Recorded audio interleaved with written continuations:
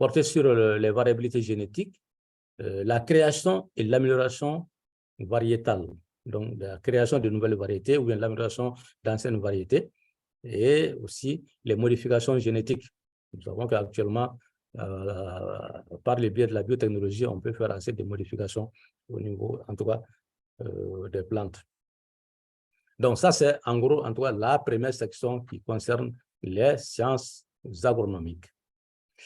Maintenant, la deuxième section, c'est celle qui porte sur les sciences animales, puisque nous avons dit les sciences agricoles et environnementales. Donc, l'agriculture, dans nos jargons, on dit avec grand A, il s'agit de ça. Donc, on va aussi embrasser les sciences animales. Et ici, la première sous-section va porter sur la zootechnie générale. Donc, ici, les publications vont porter sur les articles qui vont concerner la connaissance, la description, l'élevage, les moyens d'élevage, l'entretien, l'exploitation des animaux domestiques. Donc, la zootechnie porte aussi ces aspects. Et la deuxième sous-section ici, de la section 2, porte sur la nutrition animale. Donc, la nutrition, ça veut dire, on sait déjà ce que ça veut dire. Donc, on va parler ici de l'étude des cultures fourragères. Comment mieux nourrir nos animaux. Voilà. Les techniques d'alimentation et d'abreuvage des animaux. Les formulations et la production des aliments bétail. Voilà. Parce qu'une chose est d'avoir les fourrages, autre chose est de savoir comment les préparer. Et il y a aussi comment préparer les rations et comment rendre, n'est-ce pas, plus digeste ou bien plus accessible, ou bien en tout cas, voir qu'est-ce qu'il faut associer ensemble pour quand même que nos animaux soient en tout cas mieux nourris. Ici, la troisième sous-section porte sur la physiologie de la reproduction des animaux, bien sûr. Donc, les articles ici vont porter sur le fonctionnement du processus de reproduction, la gestation, les inséminations naturelles et artificielles des animaux domestiques. Donc, comme vous le savez, même chez nous, ici maintenant, l'insémination artificielle est en train de prendre, en tout cas, un peu d'importance. Je pense que ce ne serait que, en tout cas, une très bonne chose pour l'amélioration quand même des races que nous avons. La quatrième section porte sur la santé animale.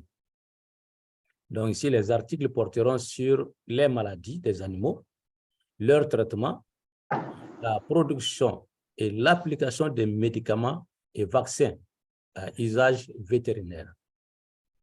Donc, je pense que nous avons beaucoup de potentialités aussi à ce niveau avec notre LCV qui a peu d'égal quand même dans la sous-région. Je pense qu'on a, en tout cas, on aura assez de choses à traiter ici. La cinquième section porte ici sur les industries animales. Donc, les industries animales ici, on parle de la production d'abord, la production de viande. Donc, les articles sur les ressources laitières, les ressources et les processus, les conditions de production et de conditionnement. Là, une chose est d'avoir des animaux en embonpoint, bien nourris, mais autre chose est quand même que la viande que nous consommons qui tombe dans nos assiettes soit en toi de qualité. Ça, c'est très important. Donc, quand on dit la viande, il ne s'agit pas seulement de la viande rouge, comme on le dit entre guillemets, donc y compris la volaille et aussi les sous-produits de la viande. On a beaucoup de sous-produits de la viande, n'est-ce pas, qui sont aussi très importants dans notre vie. Et la destinée aussi de ces produits et les sous-produits. À quoi ces produits, n'est-ce pas, sont destinés? C'est-à-dire où est-ce qu'on va les utiliser? Dans quel cadre? Ici, dans la sous-section, voilà, on a deux sous-points, effectivement. Donc, on a parlé je viens de parler de la production de viande. Et le second sous-point, maintenant, c'est la production de lait. Donc, on avait un peu touché en haut là. Donc, c'est les articles portant sur la production, la qualité du lait, la production de la qualité du lait et des sous-produits de lait. On en a aussi assez sur le marché, les sous-produits de lait. C'est extrêmement important. Leur conditionnement, puisque sans les produits, sans le bon conditionnement, en tout cas, la production ne sert absolument à rien parce que ça va nous apporter que du mal. Et la 6e sous-section ici porte sur la génétique animale.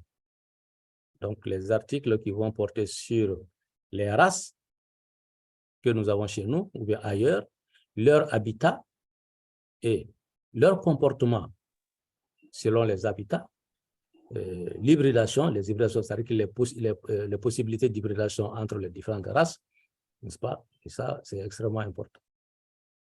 Donc voilà, nous sommes à la fin de la 2e section qui porte sur les sciences des animaux. Nous arrivons à la 3e section qui porte sur les sciences de l'environnement. Donc ici, nous avons 3 sous-sections. La première sous-section porte sur l'agroclimatologie et les changements climatiques. Donc, ils sont d'actualité, ce qui nous pose assez de problèmes actuellement par rapport, en tout cas, à un temps relativement, bon, pas éloigné, mais quand même, il n'y a pas très longtemps qu'on a plongé, en tout cas, dans ces problèmes de changement climatique. Donc, les articles porteront sur l'impact des changements climatiques. CC, ça veut dire changement climatique, hein? Voilà. Sur l'écologie des terres arides et semi-arides, puisque nos terres sont en tout cas de cette nature, la mitigation et l'adaptation des productions agricoles au changement climatique, la modélisation sur le changement climatique dans le Sahel en lien avec les ressources naturelles et l'agriculture, la pollution de l'air et l'atmosphère liée aux activités agricoles. C'est-à-dire tout ce qui peut l'aérosol chimique, agricole, n'est-ce pas, autres particules fines, peut-être même, on peut aller jusqu'aux nanoparticules, en tout cas, tout ce qui peut être lié, en tout cas, à ces aspects. Voilà. Donc, la 2e section, ça, c'est l'agriculture et l'eau. Donc, ici, c'est un peu large. Et comme je disais tantôt qu'il y a des cas où il y a assez de choses qui sont transversales. Donc ici, les articles, n'est-ce pas, vont porter sur, en tout cas, les sciences, l'économie et la politique de gestion des eaux agricoles. C'est extrêmement important. La présence, la distribution, les transports, le devenir et les effets quand même de la pollution agricole et leur impact sur les écosystèmes, la biodiversité et la santé publique, la qualité et la pollution des eaux d'irrigation et de drainage, les traitements et la réutilisation des eaux usées, puisque ça se fait de façon courante et c'est important, et ça c'est là dans l'agriculture bien sûr, et les maraîchages, les phénomènes d'eutrophisation d'espèces exotiques envahissantes, comme la jacinthe, n'est-ce pas, qui envahit notre fleuve partout, et des polluants, n'est-ce pas, émergents, ainsi que des procédés et technologies de remédiation adaptées. L'agriculture, la gestion intégrée, n'est-ce pas, des ressources en eau et transfrontalières. Donc, ce n'est pas seulement à l'échelle d'un pays, mais en tout cas, puisque nous sommes liés entre nous, entre les pays limitrophes. Et en dernier lieu, maintenant, la dernière sous-section ici porte sur la foresterie et la sylviculture. Donc, comme vous le savez, dans notre pays ici, pendant longtemps, les gens ont considéré quand on parle d'environnement, on pense que peut-être c'est lié seulement aux forêts. Non, donc on vient de montrer que ce n'est pas seulement ça. Mais on ne peut pas aussi s'en passer. Donc, les articles ici vont porter sur les écosystèmes forestiers, la biodiversité, la protection des ressources naturelles, les espèces floristiques et fauniques, les monocultures et leur impact sur les ressources forestières et la biodiversité, les politiques et gestion forestière, la foresterie urbaine et l'écoproduction et la conservation du bois. Donc, c'est extrêmement important. On a déjà des indices dans ce sens, un peu partout, qui pointent quand même à travers certaines activités scientifiques dans les différents établissements. Donc, voilà, chers collègues, la présentation quand même du travail que nous avons fait, la structuration, en tout cas de la revue, par section et par sous-section. Merci. D'accord, merci beaucoup, Gerard. Donc, je pense qu'on peut peut-être écouter s'il y a des gens dans l'équipe qui ont des choses à ajouter. Ou bien, Effectivement. Voilà. Donc, j'ai une Une observation, Aruna, ici, si vous m'entendez. Oui, oui, oui. Oui. Au niveau des industries animales, est-ce que vous pourrez ajouter production de viande et volaille comme sous-titre? Parce qu'ici, il semble qu'on parle seulement de la viande et la volaille, il y a aussi les œufs, quoi. Donc, oui, bon, comme on a ici, entre parenthèses, compris la volaille. Mais c'est mis pour la viande, pour les viandes. Ah oui, Cette effectivement. parenthèse-là, elle est mise en fait pour les viandes. Ici. OK, d'accord. Oui. Donc, c'est production de viande et de volaille. Voilà.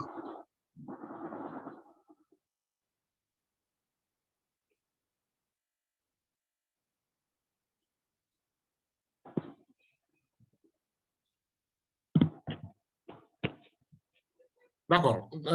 Oui. Merci beaucoup. Merci pour professeur Haruna. Donc, y a-t-il une autre suggestion, addition, clarification?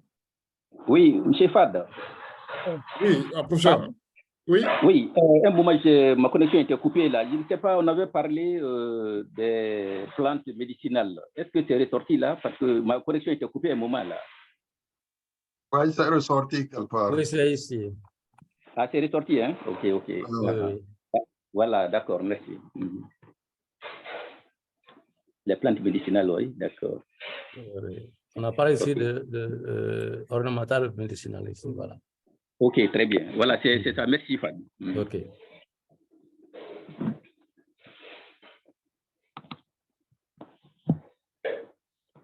D'accord. Donc, est-ce qu'il y a un autre commentaire? Peut-être Sidiba? Oui.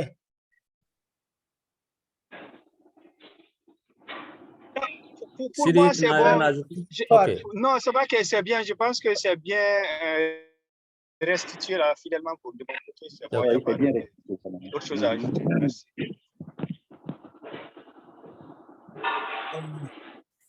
Professeur Fall? Oui. Donc maintenant, est-ce que ça va on va faire comment pour la présentation des membres? On a déjà parlé, on a déjà donné la parole, mais ce serait bien quand même si tu peux nous parler des gens avec lesquels tu as travaillé. Moi, je peux t'aider aussi à les présenter. OK. Bien, donc, je pense que ce sera mieux quand même, puisque, bon, ça c'est un rôle important, mais nous étions quand même 4 à faire ce travail-là, le professeur Haruna, le professeur Ablassiribé, et le professeur Siriba et moi-même Savake Diarra. Donc, je pense que Fad peut présenter, en tout cas, tout le monde. D'accord. Donc, voilà. Donc Savake Diarra qui est en train de parler, qui a fait ce travail avec les autres.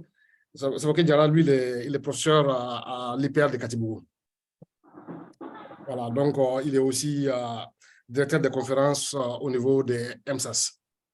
Voilà, donc voilà, Savake, il est connu aussi pour tout ce qu'on fait l'Union soviétique là, comme quelqu'un d'extrêmement dynamique.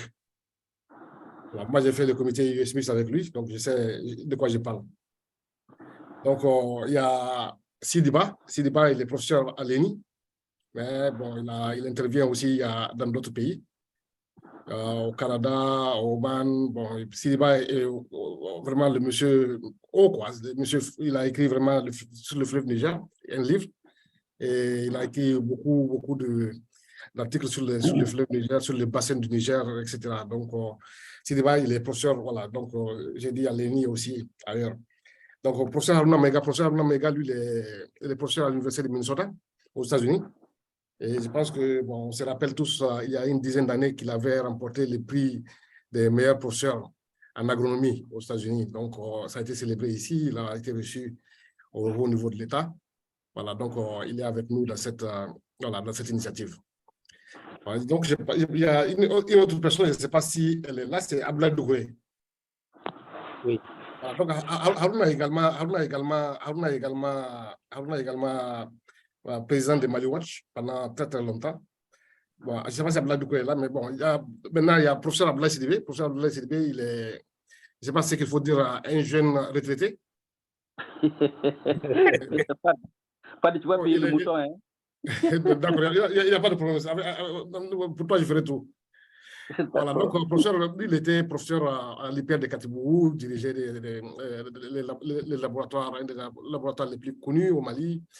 Voilà, donc lui, il est aussi, voilà, dans l'EMSAS, il est chargé de tout ce qu'il y a par rapport aux sciences, par rapport à la coordination scientifique. Et ça, son implication dans l'EMSAS, c'était vraiment depuis le début, en 2000, ou même avant, en 98, sur les échanges, etc., au moment où il était encore doctorant en République tchèque. C'est bien voilà, ça. donc Abdoulaye Doucouré, je ne sais pas si Abdoulaye Doucouré est là, je vois qu'il n'a pas fait signe. Voilà, donc Abdoulaye Doucouré aussi, il est là, bon, je pense qu'il doit être très occupé à ce moment-là. Donc Abdoulaye Doucouré, il est aussi, lui, c'est surtout la partie sciences de l'environnement. Il est chimiste, il est basé aux États-Unis. Voilà, donc il n'est pas là pour que je puisse voilà, dire certaines choses qu'il pourrait corriger, mais comme il n'est pas là, je pense que ça, c'est l'essentiel qu'on peut retenir de lui. Donc, il y a aussi des personnes qui nous ont contactés et nous demandons aussi à tous ceux qui sont présents ici, qui voudraient vraiment aider dans le comité de lecture et aussi dans le sort du journal là, de nous contacter. Donc, je vais donner dans la discussion là, je vais donner mon email. Donc, ceux qui sont intéressés là peuvent. Je vais donner mon email et mon numéro de téléphone. Ceux qui sont intéressés là peuvent vraiment me contacter. Et bon, moi, je ne servirai que des relais. Hein. Donc, ils me contactent et puis moi, je donne, voilà, je passe ça aux membres du comité de lecture. Donc, je vais écrire mon email et mon numéro WhatsApp. Donc, après, maintenant, dès que je reçois les suggestions, les demandes là, moi, je vais les acheminer à qui les doit. D'accord. Donc, maintenant, Sabake, je ne sais pas si vous avez un peu parlé de l'échéance. Qu'est-ce que vous avez adopté comme échéance? Est-ce que c'est une fois par an? Est-ce que c'est 2 fois par an? Est-ce que c'est 3 fois par an? Voilà, si tu peux un peu nous parler de ça. OK, merci bien. Donc, comme ça, c'est la question de revue est très, très délicate. Alors, quand on a des articles trop durés, ce n'est pas bon. Et quand on n'est pas très sûr aussi, comme on a au début quand même de la fourniture, il ne faut pas aussi trop raccourcir quand même les échéances. Donc, nous pensons que pour un début, 2 fois par an, on peut commencer par ça. Donc, peut-être au bout d'une année, on verra bien l'affluence et on pourra quand même encore rapprocher, en tout cas si nécessaire. Mais pour le départ, on peut commencer avec 2 fois par an. D'accord. Donc maintenant, bon, je sais que les conditions de publication sont vraiment standards, hein, mais si vous pouvez aussi nous parler un peu des conditions. Je pense que j'ai assisté à certaines de vos réunions et je pense qu'on avait dit que, depuis le début, on avait dit que les soumissions là ne seront pas facturées, c'est-à-dire que les gens ne payent pas pour les publications. On va plutôt regarder le côté de rigueur scientifique, le côté d'apport scientifique pour publier dans la revue. Donc, je ne sais pas si tu peux aussi un peu nous parler de ces points-là. Pas seulement, en tout cas, je dis toi, je parle de toute l'équipe, bien sûr. D'accord. Je parle quand même sous le contrôle de toute l'équipe parce que là, on a largement discuté quand même ces points parce que partout, vraiment, on parle de revue, généralement, c'est toujours payant. Mais comme je l'ai dit, là, nous sommes à un tournant, en tout cas un début. Tout au début, peut-être, ce qu'on avait dit, on peut quand même faire ainsi comme pas bien de le dire. Mais ce qui est sûr, au fur et à mesure, ça ne pourra pas continuer. Mais pour un départ, en tout cas, quand on aura l'affluence, en tout cas, on sera obligé quand même, puisque là, ceux qui vont évaluer les soumissions, ils mettent de côté souvent leurs occupations régaliennes pour quand même se consacrer à ça. Donc, il va falloir quand même qu'il y ait quelque chose. Mais pour le moment, on n'a rien fixé. Et pour un départ, quand même, on va faire l'effort. Et au fur et à mesure, on verra bien. Donc, je laisse la parole aux autres membres de l'équipe. Oui, ça va que je crois que c'est ça. Tu as fait l'économie de ce qu'on avait dit. Exactement. Pas de frais au départ et on verra au fil du temps, quoi. Mais à la longue, une revue ne peut être pérenne et durable sans des ressources financières, quoi. C'est ce qu'on avait dit. Je pense que c'est aussi une possibilité de voir un peu si on peut mobiliser des fonds pour ça, puisque ce ne sont pas les frais de soumission. Bon, mais comme vous avez dit, au début, on va commencer comme ça et puis on verra.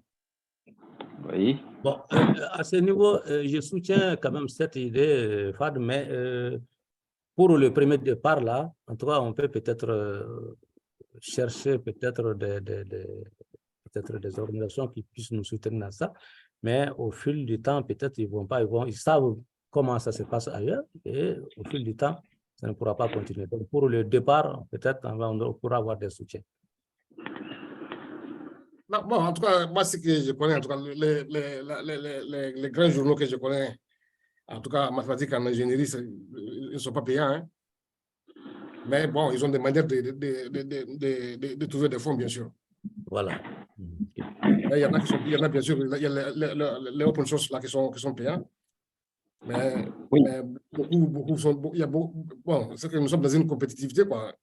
Et donc là, bon, dans tous les cas, là, comme c'est la niveau scientifique, là, on va commencer et puis on va voir. L'essentiel, c'est de commencer ce genre d'initiative. Oui, mais Fad, oui. La revue est payante et n'est pas payante, mais ça dépend, hein, parce que si une revue est acceptée, un manuscrit est accepté tout de suite, eh bien, l'auteur il paye un certain montant en fonction du nombre de pages qu'il a soumis. Est-ce que vous voyez? Donc, moi, je crois que ça, c'est quand même de l'argent. Hein? On ne peut pas dire que ce n'est pas payant, on ne peut pas dire que c'est payant. Parce qu'on ne dit pas de payer d'abord, mais dès que la revue, dès que, comment dirais-je, le manuscrit est accepté, à ce moment, il paye un certain montant en fonction du nombre de pages qu'il a donné.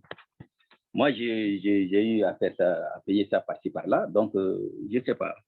Est-ce qu'on va adopter ce système-là? Qu'est-ce qu'on va faire? Parce que si on commence par le gratuit, bon, vraiment, quand on va chercher à mettre de l'argent là-dedans, eh bien, il y a des gens qui ne seront pas trop d'accord avec nous. Je ne sais pas si vous comprenez un peu. D'accord, donc je pense qu'on va soumettre ça à discussion. Voilà. Mais seulement, ce que je dis, je ne sais pas comment ça se fait dans les autres domaines, hein, mais je sais que dans le domaine dans lequel moi j'ai publié des dizaines d'articles, moi je n'ai jamais payé un franc.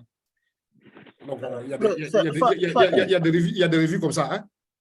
Ah bon, il y a des revues comme ça. Et sinon, j'ai publié beaucoup, mais toutes les publications, chaque publication que j'ai eu à faire, j'ai eu à payer quelque chose. Les montants, je ne connais pas le domaine de l'agronomie ou autre là. Peut-être qu'Arun a pu nous... Oui, Professeur Fad. Oui. Oui, moi j'avais compris par soumission gratuite, effectivement, quand la personne soumet, d'abord, il n'y a pas de condition de paiement. Mais une fois que c'est accepté, effectivement, il faut payer quelque chose, effectivement, comme il a dit, en fonction du nombre de pages. Partout où moi, personnellement, c'est des dizaines de publications qu'on a faites, mais à chaque fois, on paye, c'est de 50 jusqu'à $200. Ça dépend. Voilà. Je pense que ça, on ne va pas discuter de ça. C'est-à-dire qu'il y a des journaux dans lesquels, quand on dit payer, là, c'est toujours après l'acceptation qu'on paye. Oui, c'est comme ça. Oui, c'est ça. On ne discute pas de ça, mais ce que je dis, c'est qu'il y a beaucoup de journaux dans lesquels, beaucoup de journaux dans lesquels il n'y a pas de frais pour payer quoi que ce soit. Ah bon? Ah oui. Ah oui. Tout ce qui est IEEE, là, les I3E, là, I2E, là, on ne paye rien. Oui. C'est Aruna. Oui, tu as raison. Tu as parfaitement raison. Il y a des journaux, il faut payer. Il y a des journaux, on ne paye pas. Mais les journaux, on ne paye pas. Il faut être membre. Il faut être membre de l'association du journal. On paye des memberships annuellement, quoi.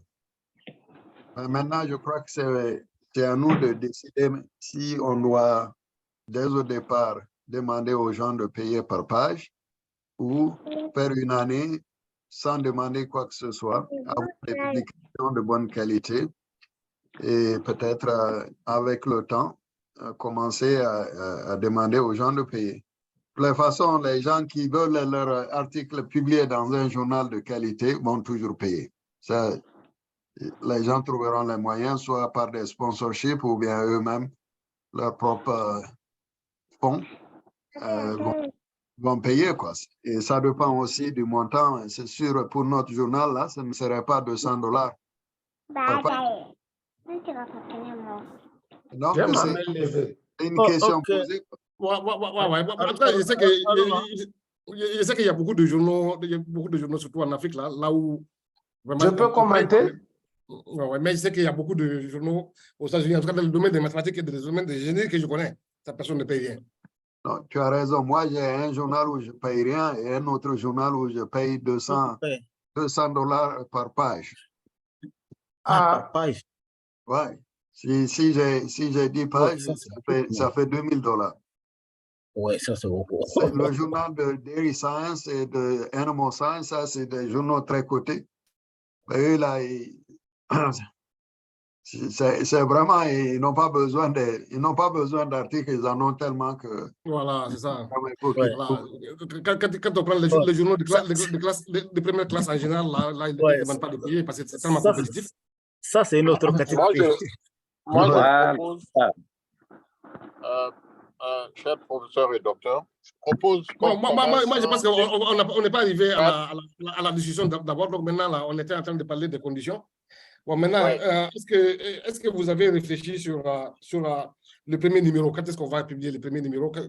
Quelle est la date qui est retenue quoi, pour la publication du premier numéro? Sachant bien que si on contacte les gens, après la décision qu'on va avoir là, contacter les gens, etc., il va falloir une période de lecture, une période d'évaluation avant la publication du premier numéro. Est-ce que Sabake Diarra, si vous avez réfléchi sur ça? Bon, on n'a pas décidé quelque chose par rapport à ça, puisque quand on va lancer tout de suite, ça va dépendre de l'affluence quand même qu'on a. On peut se donner peut-être une idée, en tout cas d'une certaine, disons, d'un timing, peut-être, on peut dire peut-être à partir d'aujourd'hui, si on fait le lancement aujourd'hui, peut-être d'ici 3 mois, 4 mois, on aura peut-être un nombre conséquent quand même, puisque les nombres aussi, ce n'est pas important, il faut qu'après l'évaluation, qu'on sache que vraiment, il peut y avoir 10 soumissions, mais peut-être 2 sont valables. Donc là, ça ne peut pas... Pourquoi il est difficile de fixer quand même une date là, mais je pense qu'on peut peut-être projeter, peut-être janvier prochain pour en tout cas les premiers numéros. Une projection. D'accord. Donc, nous allons essayer de... Ouais, moi, j'ai juste une question. Oui. Oui, je voulais juste savoir, est-ce que les formats de publication sont déjà définis et la version aussi, je veux dire si il faut se mettre en anglais ou bien en français ou bien si les deux sont permis. Là, c'est permis. OK. Voilà, c'est-à-dire qu'il y a la charte de l'édition, qui a été faite, qui va être partagée avec, quand on va lancer là, qui va être partagée avec les gens, la charte de l'édition là, toutes ces informations là ressortent, les informations par rapport aux différents formats. Voilà, le nombre de pages, le nombre, voilà, la forme, voilà, et puis les processus d'évaluation, et puis les langues, effectivement, c'est l'anglais et le français qui sont permis. Donc, je pense que, voilà, nous allons partager ce document-là avec vous. Voilà. Donc, je pense que c'est une question importante. Voilà, la réponse, c'est vraiment les 2 langues là vont être, ce qu'on avait dit dans la charte de l'édition. Et on avait aussi dit que, voilà, on avait défini vraiment les formes, quoi, comment les titres doivent être présentés, comment les... Ça, c'est le format. Voilà. C'est ça. Oui. Ouais, tu as raison. Et il y a une question qui est tombée là de FBK. Combien d'articles sont prévus par sous-section de la revue et la revue sera combien de pages? Peut-être que dans ce document qui va venir, on a les éléments de réponse à cette question aussi, non? Oui. Il y a aussi une question, je lis sur le chat là, quels sont les membres du comité provisoire? Peut-être que ça va venir plus tard ou bien? Ouais, le comité de lecture, on vient de présenter les membres. Oui. on vient de présenter les membres. Bon, on n'a pas, voilà, il y a le docteur Adama Traoré que je n'ai pas mentionné parce qu'on avait tellement parlé de lui, et etc. Donc, j'ai supposé que c'est clair que lui, il nous accompagne dans tout ce qu'on fait. Donc, il y a le docteur Adama Traoré qui est le professeur qui était professeur de Haruna Maïga à l'IPR de Katibou, qui fait partie aussi de ce comité de lecture-là. Donc, voilà, il a dirigé la recherche agricole pendant très longtemps ici au Mali. Et il a travaillé aussi voilà, dans le domaine international comme P5, hein, comme P5 du système des Nations Unies. Donc, lui aussi, il est avec nous dans cette initiative. Et il est dans le comité de lecture. Alors, donc, comme j'ai dit, j'ai envoyé mon numéro et mon email pour ceux qui souhaitent vraiment nous accompagner dans ça, qui nous envoient les informations sur leur CV et autres là, et puis on va voir ensemble comment examiner tout ça là pour qu'on puisse continuer ensemble. Voilà, donc je pense que pour la date là, pour la date du premier numéro, je pense qu'on peut retenir ce que Sabeke a dit là, on peut retenir janvier 2024. Bon, maintenant, il va falloir que d'ici octobre au plus tard, bon, on va lancer aujourd'hui, d'ici octobre le plus tard, on ait quand même suffisamment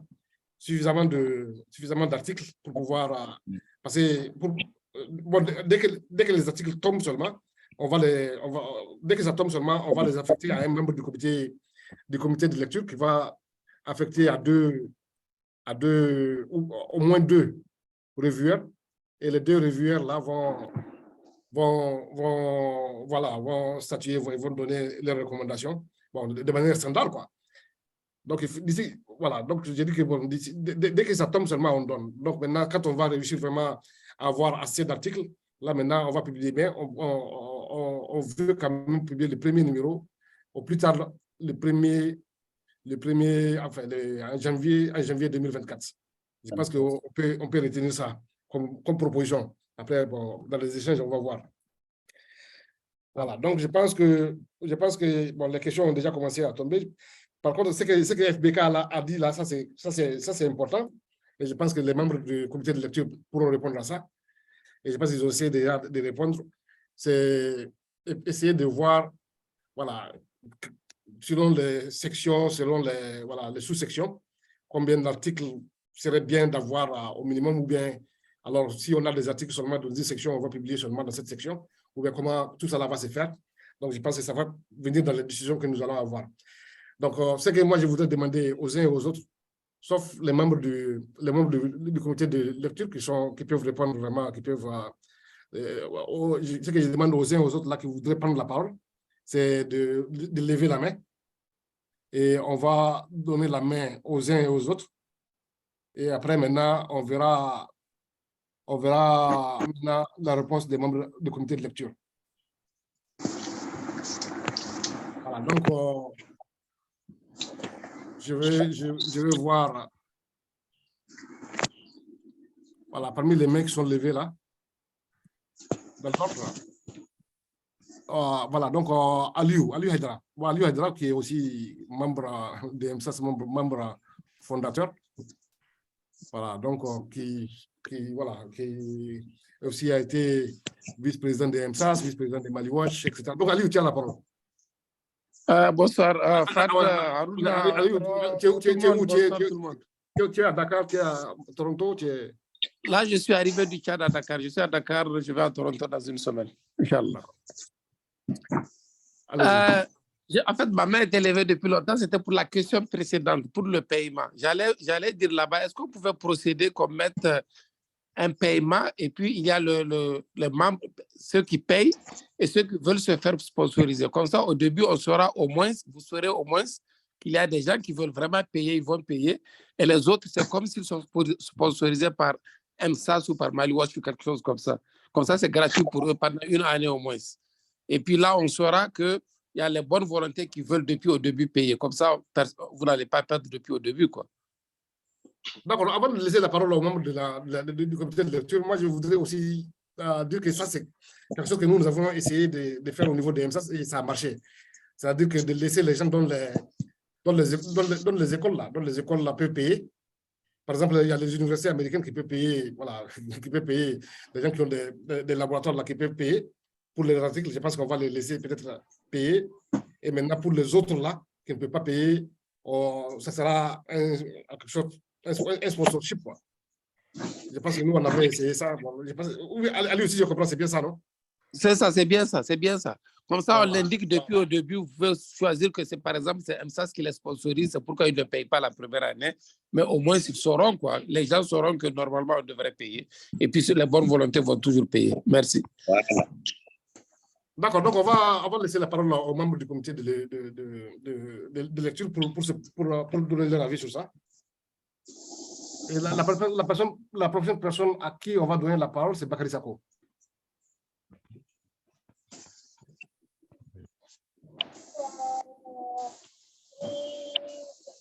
Oui, c'est Bakary. Harouna, vous avez quelque chose à dire par rapport à la proposition d'Aliou? Ok. Je pense que... Oui, oui,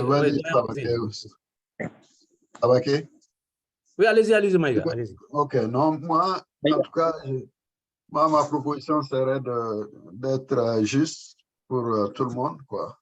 Soit on paye, quels que soient les moyens de payer, soit sponsorisé ou trouver ses propres moyens. Je crois qu'il faut dire aux gens seulement c'est payant si on doit payer, quoi. Parce que pourquoi MSAS va sponsoriser des articles? Peut-être que MSAS même ne peut pas couvrir tous les articles en termes de finances, quoi. Ça dépend de combien. Il faut déjà décider combien les gens payent. Absolument, absolument. Tout Combien dépend de les gens combien. payent. Si c'est 1000 francs par page, peut-être les gens vont se dire, bon, c'est rien. Moi, j'ai 5 pages, je donne mes 5000 francs. Donc, je crois qu'il faut déjà déterminer combien on demande aux gens de payer par page. Et être juste avec tout le monde. Oui, il y a d'autres personnes qui veulent intervenir. Oui. Voilà, donc moi je pense que ce point-là est assez important, mais ce qui est très sûr, sachant que les publications, n'est-ce pas, ont leur importance pour tout un chacun, les chercheurs, en tout cas je pense que personne ne va être réticent à payer. Bon, ce que nous pouvons faire, parce que nous sommes à un début, pour les premiers numéros, on peut peut-être faire le sacrifice, quand même de faire le sacrifice, comme on l'a dit, ne pas faire payer, mais en tout cas, fixer les tarifs déjà pour, en tout cas, les parutions suivantes. Puisque là, on va attirer quand même les gens, puisque beaucoup publient à l'extérieur, mais quand ils auront quand même écho de la revue, peut-être, ça permettra quand même aussi d'inciter beaucoup de gens.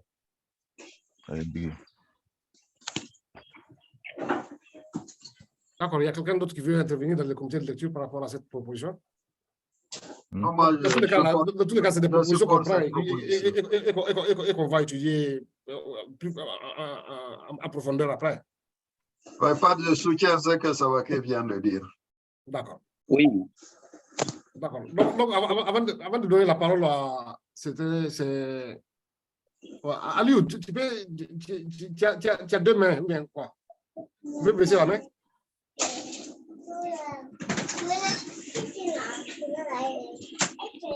Aliou, je la baisse. Okay. D'accord. Donc, je ne sais pas si ça c'est compris. Je ne sais pas si... Ouais, je sais que... Oui, Sylvie. Oui, j'ai ma main levée là. Non, bon, moi je suis le rang. Je suis le rang. D'accord, ok. Mais j'ai dit que les membres du comité de lecture, ils peuvent intervenir à n'importe quel moment. Ah oui, d'accord, ok. Donc, moi, merci d'abord, merci pour ça. Moi, je disais par rapport au financement là. Bon, d'abord, il faut quand même préciser le titre d'article. Si c'est un article de recherche, un éditorial ou bien une courte communication, là, donc, ça a son sens. Il faut déterminer ça d'abord. Ça n'a pas, ils n'ont pas la même valeur, ces gens-là, ces différentes publications. Et maintenant, par rapport à la présentation que le professeur Sabake vient de faire là, mais nous n'avons pas demandé la réaction des participants. Hein, il a présenté et puis on a continué avec la réunion. Peut-être qu'il serait mieux aussi de demander l'avis de la population, des participants, quoi. Ça, c'est un point vraiment sur lequel moi je compte beaucoup. Bon, concernant le comité de lecture, eh bien, nous avons ici 3 grandes sections et chaque section a des sous-sections.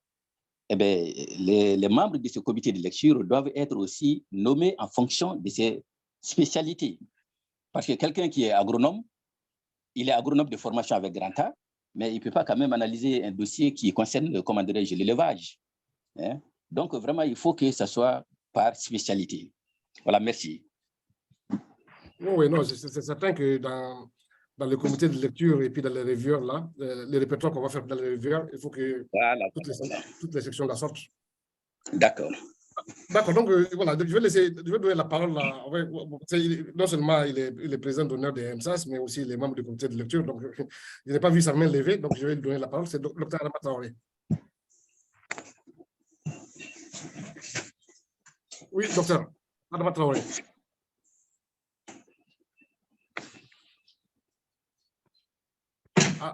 Adama Traoré, il a baissé la main ou bien il n'est plus là? Oui, peut-être que, est-ce qu'il est là? Il était là il y a quelques secondes quand même. Oui, il y a quelques secondes, oui, effectivement, il était là. Il a été déconnecté, quoi. Ah. Il est Allô, là, hein? bonjour. Oui, il est là.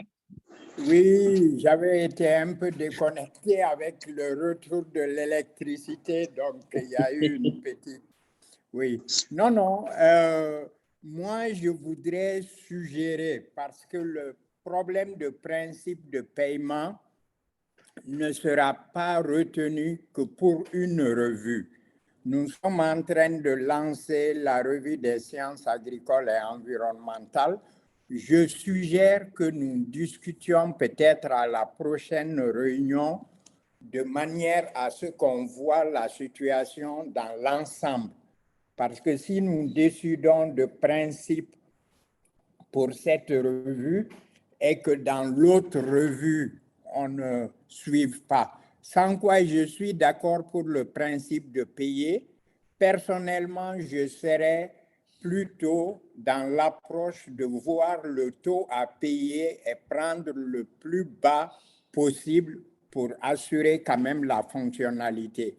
Et je pense aussi que la plupart de nos chercheurs appartiennent à des institutions de recherche.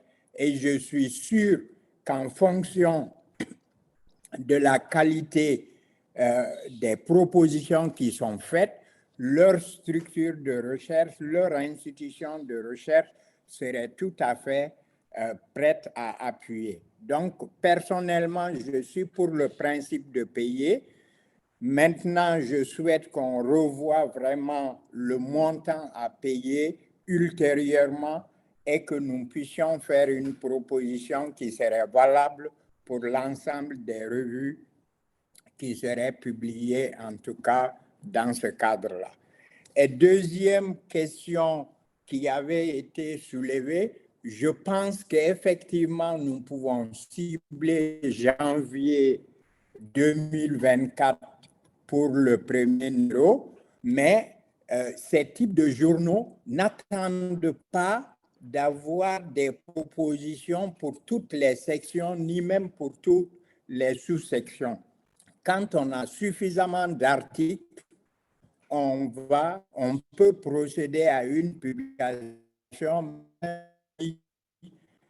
une sous-section ou 2 sous-sections au niveau d'une section pourrait être absente. Je crois que espérer ne sortir qu'un numéro qu'en fonction de la plénitude de couverture des sections nous causerait des problèmes. Donc, voici ce que j'avais à dire. Je pense encore une fois que vraiment le travail qui a été fait est très appréciable et toutes mes félicitations. D'accord. Merci beaucoup, doyen. Merci beaucoup. Voilà, donc, c'est ça. Voilà, je vais donner la parole quand même à JSTM qui est quand même dans tout ça là et que nous allons quand même écouter. Donc, je ne sais pas si Hilaire est là. J'avais vu sa main à un moment donné. Oui, je suis là. Bonsoir. Oui. Okay. Allez-y. Oui.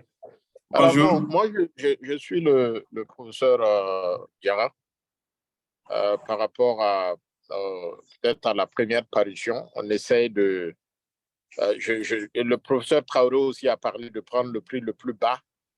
Mais si même on peut le faire gratuitement pour la première parution, je crois que ce qui est important aujourd'hui, c'est de communiquer beaucoup sur la revue, inciter beaucoup les chercheurs que vous êtes, les professeurs et d'autres qui ne sont pas dans ce call, de publier. Donc, on va faire le premier numéro qu'on va mettre sur la plateforme, dans le monde scientifique. Et maintenant, au fur et à mesure que les gens voient le sérieux dans la revue, déjà le nom de MSAS avec la revue, c'est déjà très coté. Les gens savent que c'est du sérieux. Mais quand on va produire la première parution et que les gens commencent à lire dedans, les institutions même commencent à lire dedans, c'est ce que je voulais dire. Mais je reste ouvert parce que comme vous êtes tous dans le domaine et vous savez mieux, mais en tout cas, quand j'écoute les différentes interventions, c'est ce qui me vient à l'esprit. Merci beaucoup. Merci beaucoup, Hilaire. Moi, je suis d'accord avec cette façon-là. Mais je pense que ce que Haruna a dit et puis ce que Sabeke a dit, je pense que ce n'est pas contradictoire. Donc, je pense que comme le doyen a dit, Traoré, donc on va essayer de voir dans la réunion interne là, comment gérer ces cas-là. Mais je vois qu'il n'y a pas de contradiction et les idées convergent. Donc maintenant, je vais répondre.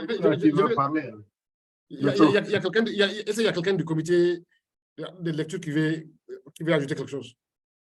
Sinon, on va donner la parole à Bakary, à Youssouf Sanogo. Youssouf, ouais, il a depuis longtemps ici de la parole là. Oui. Oui. Bonjour. Bonjour tout le monde. Donc moi c'est Youssouf Sanogo. Je suis en tout cas ravi de l'initiative. Donc il va mettre à la disposition de nos chercheurs et de notre recherche, en tout cas un créneau pour la diffusion et la valorisation de nos résultats de recherche. Donc, donc je vous suis depuis Kita. Donc, je suis sur le terrain, sur la biodiversité. Donc, j'ai vu dans la section 3 qu'il faudra peut-être ajouter ressources phoniques et halieutiques. Donc, au niveau de la section 3, parce que si on se limite seulement à ressources phoniques, donc ça peut exclure les ressources halieutiques qui sont en tout cas d'une importance pour notre pays. Ensuite, au niveau de la publication, les frais de publication, comme le responsable, l'un des responsables l'a dit, je crois qu'il faudrait bien spécifier que le journal peut marcher sur la gratuité pendant un bout de temps parce que nous avons en tout cas l'expérience avec certaines revues. Dès que les subventions ont été en tout cas arrêtées, donc les mêmes revues nous ont en tout cas demandé de payer, soit c'est la page ou soit c'est en tout cas une somme forfaitaire. Donc c'est important de préciser parce que les gens souvent peuvent s'habituer à cette gratuité, mais dès que la gratuité s'arrête, les gens peuvent s'orienter en tout cas vers d'autres revues, en tout cas qui pensent, en tout cas parce que la gratuité a cessé. Et ensuite, moi, ce que je voulais en tout cas ajouter, qu'on puisse donner un caractère international à la revue, puisque nous n'avons pas les autres éléments, si ça va être une diffusion en ligne, et ensuite si c'est donc pour la périodicité, moi je pense qu'avec le dynamisme, en tout cas des équipes de recherche,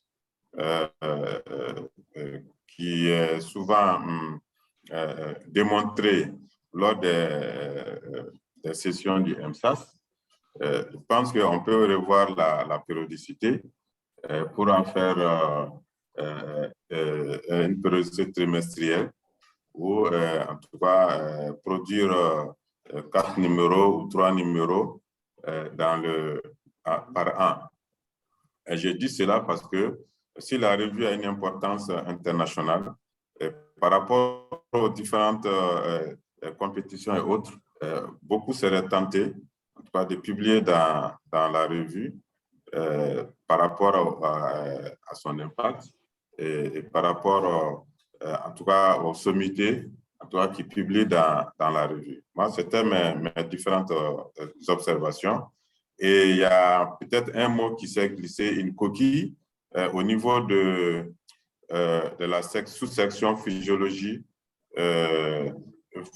végétale, où on voit agréaire et nous pensons que c'est agresseur, physiologie végétale, aux maladies et agresseur. Ouais. Je ne sais pas si c'est agréaire, on ne sait pas ce que ça veut dire. Vous avez raison. Voilà, c'est agresseur. Donc, vous voyez que depuis très longtemps, nous sommes intéressés, nous participons à la session. Nous sommes très contents. Je suis avec une équipe de professeurs ici et de chercheurs, avec des étudiants. Donc, nous avons Karambe, là, qui vient de passer comme académicien, le doyen de la faculté des sciences et techniques, le chargé des projets du rectorat et des enseignants chercheurs de l'IPER Ablaïli,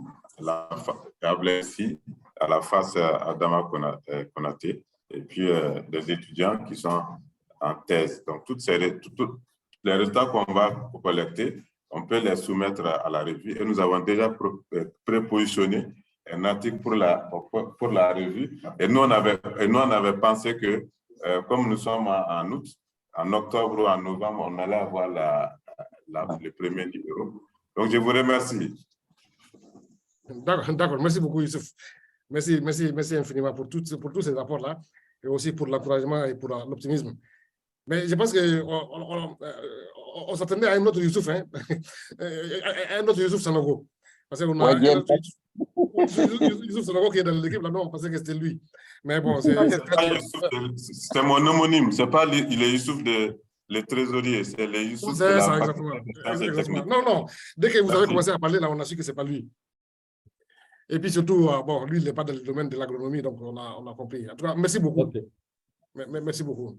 Donc, je pense que ce que vous dites là, c'est très important. C'est une revue vraiment de classe internationale.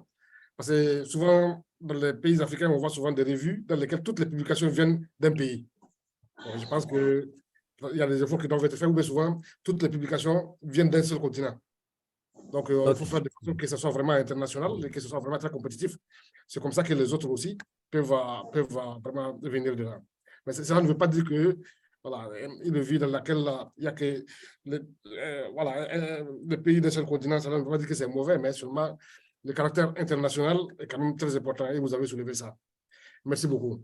Donc, après Youssouf Sanogo, on va donner la parole à Bakary Sako.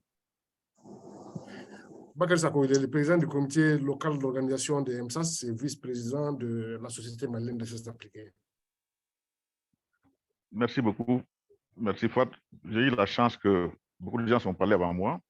Donc, toutes mes questions, la plupart de mes questions de préparation ont été prises en compte.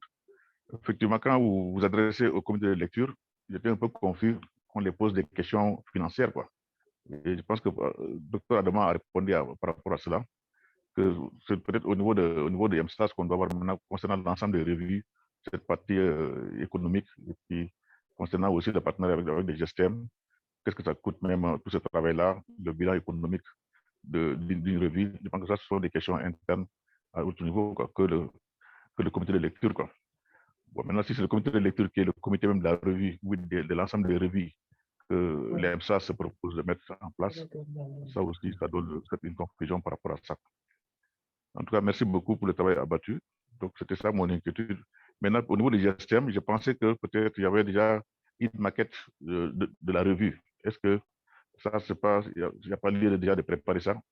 Une maquette de la revue, si c'est imprimé, qu'est-ce que ça donne, les pages de garde, voilà, les colorations qui sont là-dessus, la revue physique même. Est-ce que ça, c'est lieu d'envisager ça dès maintenant? même en mettant des pages fictives à l'intérieur, voilà, qu'on puisse savoir voilà, quand on ouvre la revue, qu'est-ce que ça donne, quels sont les en-têtes, quelles sont les pages qui sont prévues. Je pense que ce travail doit être fait en parallèle. Et je suis un peu dubitatif par rapport à la date du 1er janvier, parce que le 1er janvier, c'est 31 décembre. Je lis 31 décembre 2023 à la place de 1er janvier 2024. Quoi. Donc, ma proposition, quand même, c'était d'aller vraiment un peu peut-être vers le mois de février 2024. Merci beaucoup. D'accord, merci beaucoup, Sako. Je pense que, comme vous avez dit, il y a des questions qui vont être discutées à l'interne avec EMSAS et GSTM, essayer de, voilà, de faire les évaluations et puis après, maintenant, prendre des décisions. Voilà, sinon, pour le comité de lecture, là, ce n'est pas un comité de lecture pour toutes les revues. C'est un comité de lecture pour la revue sciences agronomiques et environnementales. Donc, chaque revue a son comité de lecture. Oui. Parce que c'est pas la même spécialité, c'est pas le même.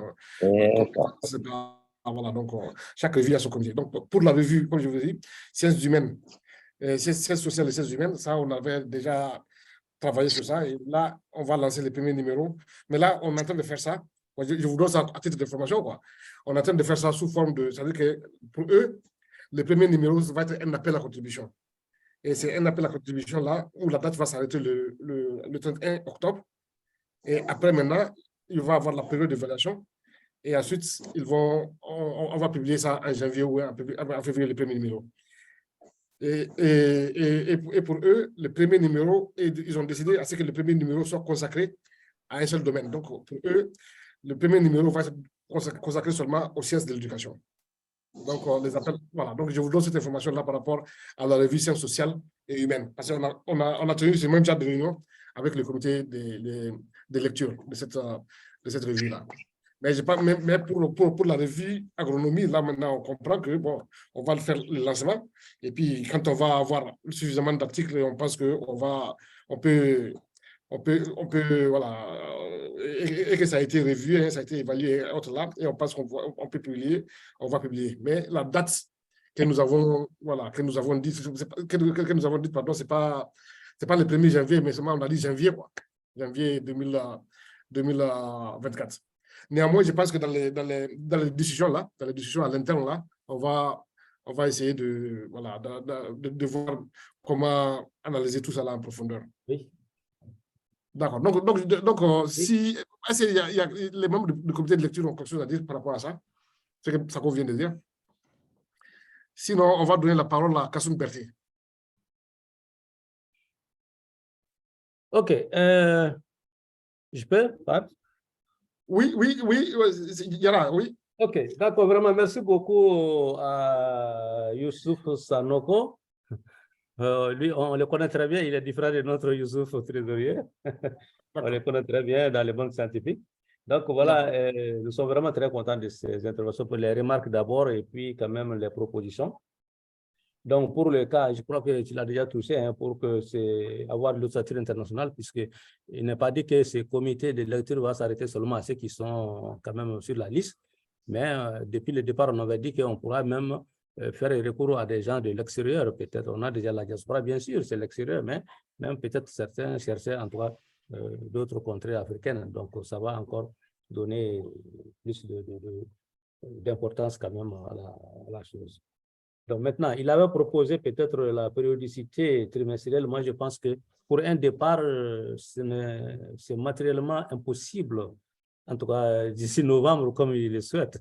Mais comme on l'a dit, si on pourra vraiment très bien se préparer, qu'une fois que le premier numéro va partir, peut-être qu'on va, avec l'affluence des soumissions, on pourra directement aller peut-être à 3 publications par an, voire 4 sorties peut-être par an, selon en tout cas l'affluence.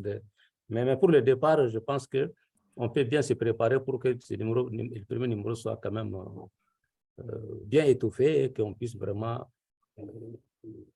convaincre, n'est-ce pas, plus de chercheurs. C'est ce que je voulais dire en tout cas par rapport à sa proposition. Voilà. Maintenant, par rapport à la maquette, je pense que c'est important. Je pense que d'ici peut-être une prochaine réunion, on va demander peut-être à l'équipe peut-être d'essayer de préparer quelque chose dans ce sens-là. Voilà, ce n'était pas trop urgent pour aujourd'hui. Merci.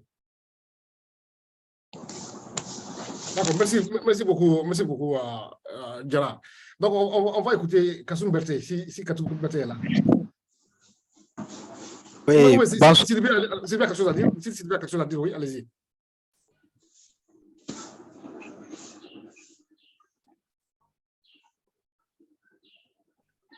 Sylvie, je pense que Sylvie voulait dire quelque chose. Kassoum Berté est là? Oui, je suis là, professeur. Oui, allez-y, Kassoum Berté. Ok, donc bonsoir à tout le monde et vraiment merci aux organisateurs. Et moi, je suis Kassoum Berté, je suis doctorant en sociologie. Donc, je pense que vous avez un peu touché à un point qui prend déjà en compte ma préoccupation. C'est concernant la revue des sciences sociales. Sinon, j'allais demander par rapport, par exemple, aux sociologues qui parlent, qui traitent un peu des questions liées à l'environnement ou bien des questions peut-être liées à l'agriculture. Si les articles de ces sociologues-là peuvent être publiés dans cette revue, ou bien si ces articles-là sont orientés vers la revue Sciences sociales, comme vous venez de dire. Donc, la deuxième chose, c'est peut-être du côté du financement. S'il y aura un financement, c'est juste préciser que des doctorants peuvent être intéressés à publier, à faire des publications dans cette revue. Si ces doctorants-là peuvent être, seront traités au même titre que des professeurs. Voilà, c'était un peu ces deux choses que je voudrais souligner. Merci beaucoup à vous. Ok, merci beaucoup, Bertie, merci beaucoup. Donc, je vais laisser la parole aux personnes qui sont dans le domaine. Mais ce que je sais, c'est que voilà, c'est la qualité de la publication. Hein.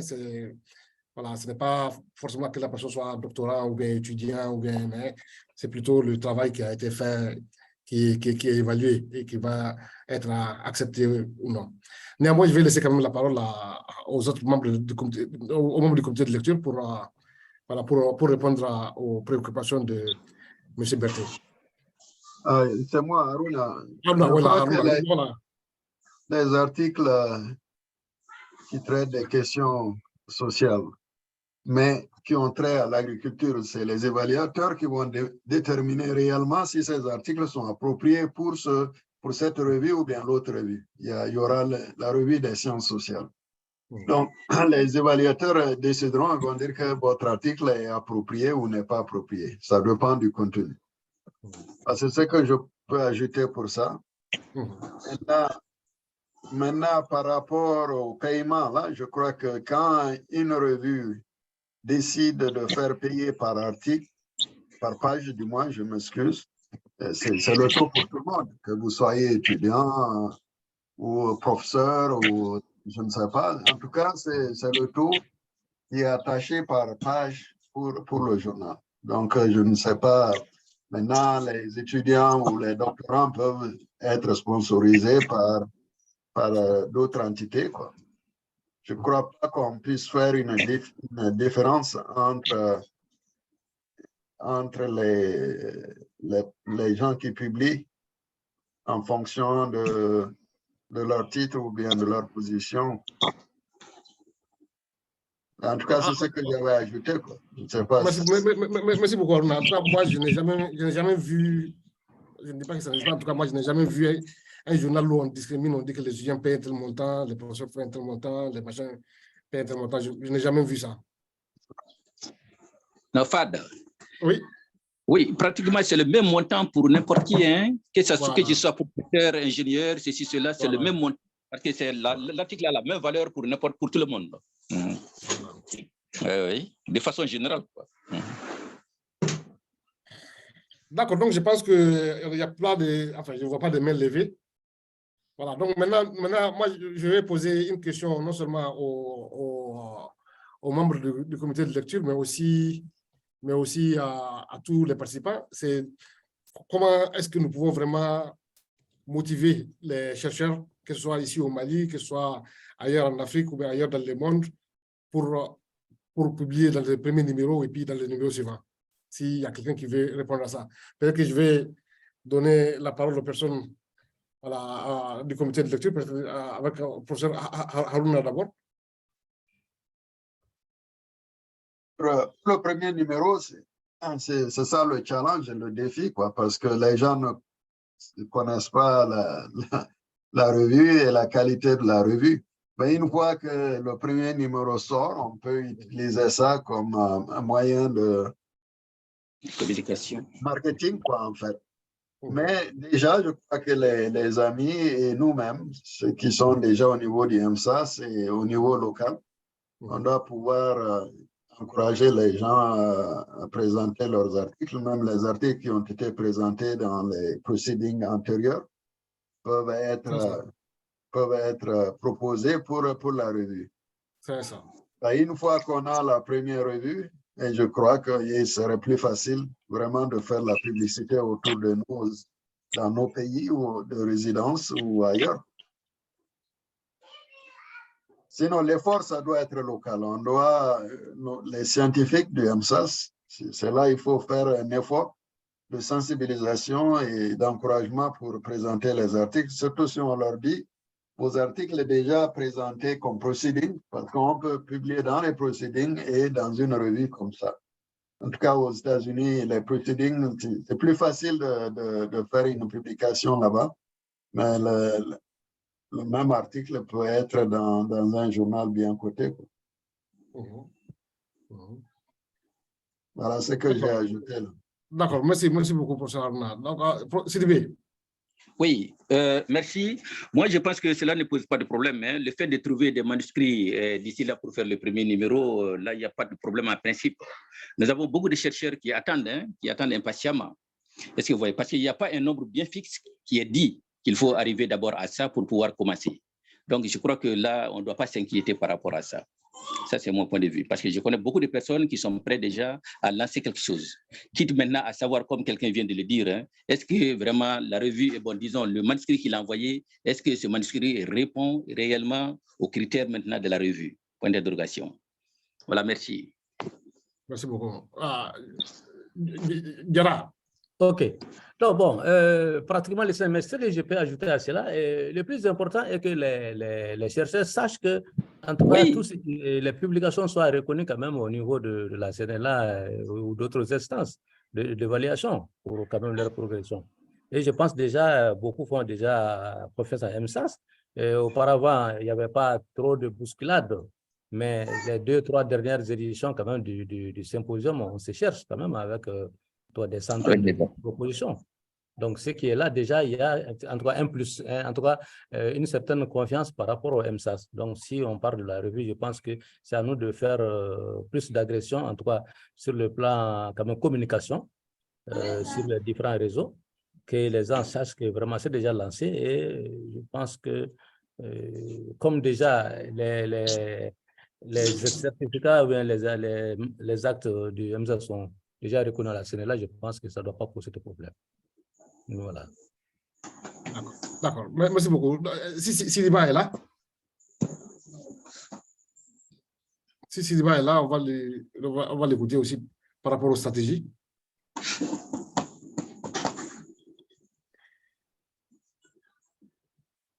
On ne le voit pas hein, sur la plateforme. Apparemment, il n'est pas sur la plateforme.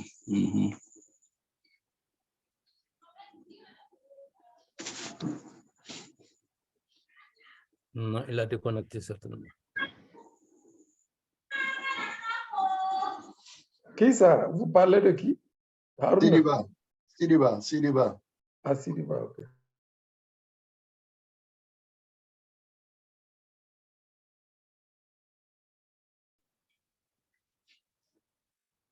La réunion a été trop longue pour lui. Ah oui, non, elle a été longue. Hein? Ça fait 2 heures à peu près. Oh, d'accord. Comme c'est. Voilà, donc on va finir bientôt. Donc, Fatoumata Maïga, vous avez la parole. Merci bien, professeur. Vous m'entendez bien? Oui. Allô, est-ce que vous m'entendez bien? Oui, oui, on vous entend. J'ai bien suivi. J'ai l'impression que vous minimisiez l'aspect financier de la fonctionnalité d'une revue. C'est bien pour le premier numéro de les faire gratuitement, mais le problème est que ça, c'est suite à une expérience de chez nous et on a une revue à la faculté, mais à chaque fois que vous soumettez les articles aux différents professeurs pour évaluation, il y a certains qui le prennent sans demander quoi que ce soit, mais tant que vous ne mettez pas quelque chose sur l'article en les remettant, l'article risque de rester avec pendant 6 mois, sinon pendant toute l'année. Donc, c'est vraiment une réalité sur laquelle il faut sérieusement réfléchir et voir des modalités de financement par rapport à ces aspects. C'est sûr et certain que les professeurs vont accepter les articles pour l'évaluation, mais ils vont prendre tout le temps qu'ils veulent en termes d'évaluation, alors que le temps est vraiment limité par rapport aux revues. Si c'est une revue semestrielle, donc ça veut dire qu'il faut une première évaluation, après une deuxième évaluation. Il faut donner aussi à 2 ou 3 personnes différentes pour l'évaluation. Donc, imaginez si le premier prenne 3 mois ou 2 mois pour réagir et que le second prenne 5 mois ou 4 mois pour réagir. Du coup, ça va ralentir un peu le rythme de publication de la revue. Donc, je pense que sur cet aspect-là, il ne faut pas surtout minimiser, sinon vous risquez d'avoir de grandes surprises par rapport à la réalité du terrain. Je vous remercie. Merci beaucoup, Maïga. Merci beaucoup. Voilà, donc je pense que ça, on va laisser la parole. Mais ce que moi j'ai vu, en tout cas c'est ici en Mali et puis en Afrique là que je vois ça, où on dit que pour les revueurs, là, il faut donner de l'argent pour les revueurs. Parce que moi, ce que je connais, c'est que les revueurs, ça fait partie du travail académique. Donc, les gens, les gens font ça vraiment comme un travail de volontaire. C'est ce que moi je connais. Voilà, donc, mais c'est ce que moi je vais dire aussi par rapport à ce que vous dites là. Je pense que les revueurs, quand on leur donne aussi un travail d'évaluation, là, on leur donne une date limite. Une date limite, et dans cette période-là, on les rappelle à chaque fois. Et si la date limite dépasse là maintenant, on confie les papiers à quelqu'un d'autre. Donc, c'est sûr qu'on ne peut pas laisser quelqu'un infiniment rester avec un seul papier. Enfin, c'est ce que je pense. Hein. Voilà, donc, je vais laisser la parole là, aux autres, à Aruna Sabaké, Sylvie et autres, pour donner leur point de vue par rapport à ça. Dans le domaine agriculture. Aruna, je crois que tu as raison.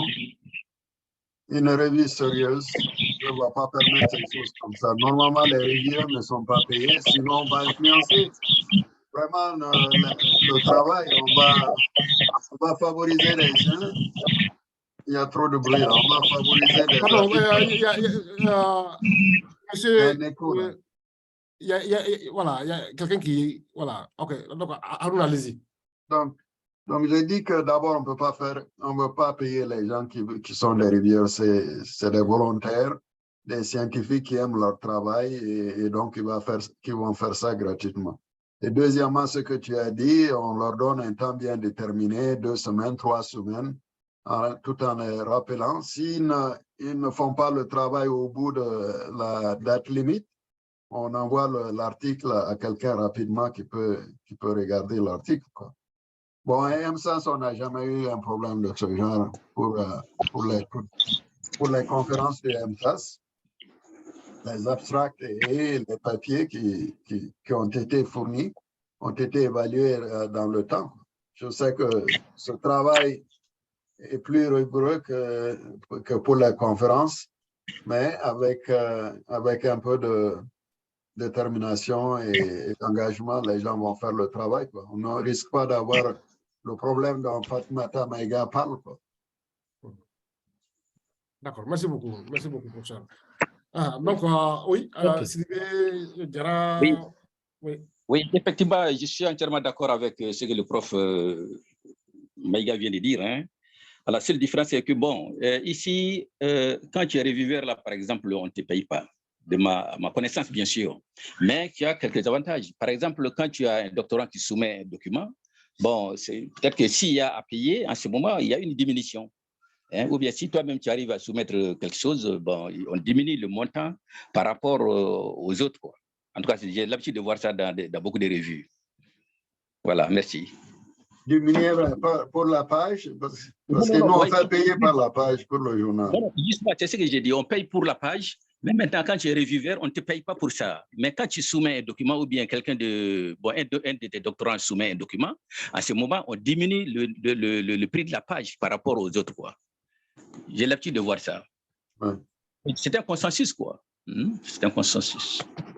Ben, on avait dit qu'on ne fera pas ça, quoi, que ça serait le même taux pour tout le monde. Oui, d'accord. OK. Bon, j'ai dit ce que j'ai vu, quoi. Ouais. Sinon, bon. Voilà, dans tous les cas, là, on peut avoir d'autres avantages, quoi, comme par exemple, si la personne doit participer, par exemple, au symposium. Voilà. Ça, c'est des avantages. Voilà, donc, si c'est des papiers, après qu'on vende, on peut donner quand même des copies aux reviewers. Voilà, des choses comme ça, qu'on peut avoir d'autres avantages. Mais je pense c'est bien ça. Voilà. OK. Moi, je pense que ce problème est déjà clarifié, hein, parce qu'au niveau des MSAS, c'est le volontariat, comme on dit, c'est le bénévolat. On a toujours tenu quand même les délais par rapport à l'évaluation des soumissions. Si je prends l'exemple de l'année passée, et pour le symposium passé, il y avait plus de, en tout cas, à peu près 158, quelque chose comme ça, de soumissions, mais on a pu évaluer quand même dans les délais. Et oui. les réviser ensuite et quand même les actes complémentaires. Je pense que ce problème avec l'engagement, c'est-à-dire que l'objectif que nous voulons atteindre, je pense que tout le monde a engagé pour ça. On n'a pas besoin quand même qu'on puisse payer quelque chose au préalable. Une fois là, l'objectif atteint, je pense que tout le monde va tirer profit de ça. Merci. D'accord, donc merci beaucoup à tout le monde. Je pense qu'on est venu, on a fait 2 heures de temps, hein, 2 heures de temps, donc voilà, c'est allé très vite, hein. C'est allé très vite tellement c'était passionnant, tellement c'était intéressant, tellement les idées étaient novatrices, les idées d'une importance vraiment capitale. Donc je pense qu'on va, voilà, on va tirer la conclusion de cette réunion, de cette rencontre. Et donc je vais donner la parole au doyen pour faire la conclusion. Et vous remercier vraiment tous, que ce soit les membres du comité et tous les autres participants, de prendre de votre temps pour venir vraiment qu'on puisse débattre de cette revue-là que nous allons lancer à partir d'aujourd'hui. Donc, docteur Adama Traoré, je vous laisse la parole de conclusion. Merci beaucoup, Fad. Merci à tout le monde. Évidemment, merci d'abord à tous ceux qui ont préparé le travail préliminaire de cette revue. Nous nous sommes accordés sur l'essentiel et je crois que Bakary Sako l'a dit, il y a un certain nombre de points que nous pourrons voir en réunion interne au niveau du MSAS. Mais ce que nous pouvons retenir, c'est que après la revue de sociologie, nous pouvons considérer que la revue des sciences agricoles et environnementales a été effectivement lancée avec une pleine adhésion de tout le monde. Maintenant, soyons tous des avocats de cette revue auprès des institutions de recherche et institutions d'enseignement supérieur pour informer le plus. Et je suis sûr qu'avec JSTM déjà, qui est dans sa mission, ceci se fera. Et comme les uns et les autres ont dit, le principe, ce serait quand même de payer, mais nous verrons cela, comme je le dis, au niveau de la réunion interne. Les fréquences, pour le moment, nous convenons pour 6 mois, tout en restant souple pour examiner à l'avenir des options plus renforcées et rapprochées en fonction des soumissions de papier. et aussi que nous fassions tout pour faire garder à la revue son caractère international, c'est-à-dire évidemment ce sera un terrain privilégié pour notre système national de recherche, mais pas seulement. Nous serons heureux que ceux de la sous-région, voire ailleurs, puissent contribuer. Et donc, en tout cas, personnellement, je me félicite de ce travail qui a été fait de haute main par le MSAS et GSTM, et nous pouvons nous féliciter du résultat du travail de cet après-midi. En tout cas, je suis personnellement confiant dans l'avenir de cette revue. Merci beaucoup, Fat. Merci à tous les participants. D'accord. Merci infiniment à Dr. Adama Traoré, qui est directeur de recherche et président d'honneur de MSAS, et vraiment, qui a encadré beaucoup de jeunes. Donc, voilà. Donc, on va se quitter sur ce très, très bon résumé de Dr. Adama Traoré. Et voilà, on va se retrouver sur les réseaux, à WhatsApp, sur les belles listes. Et puis, on va continuer. Merci beaucoup. Merci à tout le monde. Merci à tout le monde. Merci, bonsoir. Merci à tous. Merci beaucoup.